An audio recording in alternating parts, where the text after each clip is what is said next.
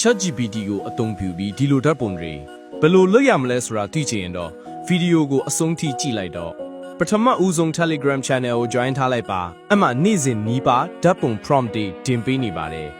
ကိုလုတ်မဲ့ဓာတ်ပုံရဲ့ prompt ကို copy ကူးလိုက်ပါဒီဗီဒီယိုမှာတော့ဒီ football player ဓာတ်ပုံလုပ်ပြမှာပါ copy ကူးပြီးရင်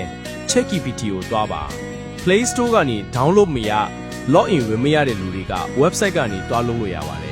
ပထမဦးဆုံး Google မှာ ChatGPT လို့ရိုက်ရှာလိုက်ပါအောက်ကအပေါင်းလေးကိုနှုတ်လိုက်ပါ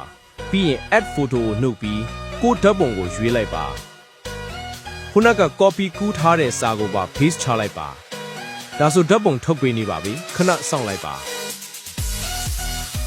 ဒါဆိုဓာတ်ပုံရပါပြီရလာတဲ့ဓာတ်ပုံကမျက်နှာမတူတဲ့အတွက် face ပြောင်းဖို့ Google မှာ face swap AI လို့ရိုက်ရှာလိုက်ပါပြီးရင် remake AI လို့ရွေးပါပထမပုံမှာ ChatGPT ကရတဲ့ပုံထက်အောက်ပုံမှာ code ပုံထည့်လိုက်ပါဒါဆိုရပါပြီအားလုံးပဲအဆင်ပြေမယ်လို့ထင်ပါတယ်နောက်ဗီဒီယိုတွေမှာကြံတွေ့ပါမယ်